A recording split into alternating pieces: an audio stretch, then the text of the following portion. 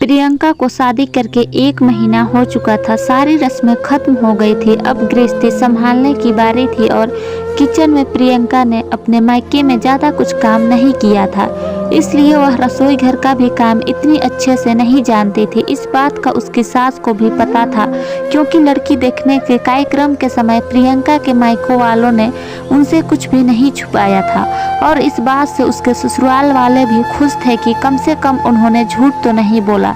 अपने बेटे के लिए प्रियंका पसंद आने की वजह से सास ने भी उसका साथ देते हुए कहा था कि चिंता मत करो, जो तुम अपने माँ से नहीं सीख पाई वह मैं तुम्हें सिखा दूंगी। माँ ने अपनी उस कही हुई बात पर अमल करना शुरू कर दिया। चाय, दाल और आमलेट बनाना तो वह पहले ही प्रियंका को सिखा चुकी थी। आज कोई मसालेदार सब्जी बनाना सिखा रही थी। सास ने प्रियंका को लाल मिर्च सिलवट्टे में पीसने को दी, क्योंकि वो खुद भी कई सालों से इसी तरह मसाले पीसा करती थी।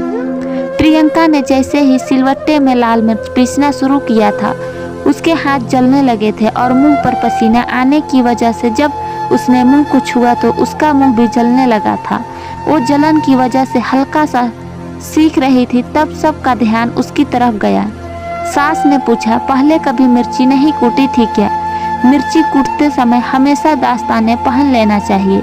नहीं मम्मी जी, माँ कभी मिर्ची पीसने ही नहीं दी थी। हाँ, कभी कभार धनिया और अदरक पीस लेती थी, लेकिन जब भी मिर्ची पीसने के लिए मैं मांगती तो माँ कहती कि तुम इससे दूर रहो, जलन होगी। प्रियंका बोली, ठीक है, कोई बात नहीं। अब अच्छे से हाथ और मुंह धो लो और थोड़ा घी लगा लो और साइड पर जाकर बैठ जाओ, थोड़ा आराम मिलेगा। और आगे से ध्यान रखना कि हमेशा हाथ और मुंह ढक कर ही मिर्ची पीसना, सास ने प्रियंका से कहा। प्रियंका के हाथ अभी भी जल रहे थे, जो उसके चेहरे से साफ नजर आ रहा था। महेंद्र अपनी बीवी की ऐसी हालत देख नहीं पा रहा था। अगले दिन महेंद्र अपनी ड्यूटी खत्म होने के बाद बाजार जाकर एक मिक्सर खरीद लाया और माँ को देते हुए कहा कि माँ, यह कंपनी में गिफ्ट में मिला है, चलो अच्छा ही हुआ, अब इसके कारण अब तुम्हारा हाथ भी नहीं जलेगा। महेंद्र तिरछी नज़र से अपनी पत्नी को देख रहा था। उसकी यह हरकत माँ ने भी देख ली। माँ बोली, अच्छा जी, अब समझ में आया।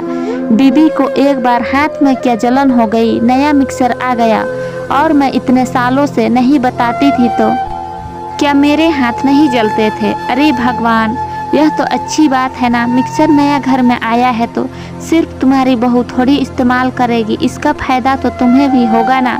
पिताजी ने बात को संभालने के लिए बीच में ही अपनी बीवी को चिढ़ाते हुए कहा, इसलिए कहता हूँ माँ, अपनी तकलीफें बताया करो। आप ही सोचो, अगर प्रियंका ने अपनी जलन छुपाई होती और किसी को पता नहीं चलने दिया होता तो क्या आज इस घर में मिक्सर आ पाता? जैसे ही मुझे प्रॉब्लम पता चली, मैंने उसका सल्यूशन ला दिया। यह बात सच है कि प्रियंका मेरी पत्नी है, लेकिन यह बात भी सच है कि मैं आपका बेटा हूँ और प्रियंका से भी पहले आप ही मेरे लिए ज़्यादा महत्वपूर्ण है। अगर आपने मुझे पहले ही बता दिया होता तो मैंने तब भी इसी तरह इस समस्या का समाधान किया होता। आप अपने इस बेटे को कभी आजमा कर देख लेना, आपके लिए यह बेटा अपनी जान भी दे देगा। महेंद्र ने अपने माँ से कहा। माँ अपने बेटे के मुंह से इतनी प्यारी प्यारी बातें सुनकर ही खुश हो गई और उसे गले से लगा लिया और बोली, जीते रहो मेरे बेटे। प्रियंका भी अपने पति का, अपने पूरे परिवार और खुद के प्रति प्रेम देख अपने आप को भाग्यशाली समझने लगी और उसके चेहरे पर एक संतुष्टि की मुस्कान छा गई। तो दोस्तों, मेरी आज की ये कहानी आप लोगों को कैसी लगी? कहानी अच्छी लगी हो तो वीडियो को लाइक शेयर जरूर करें और नए हैं तो चैनल को सब्सक्राइब करना ना भूलें।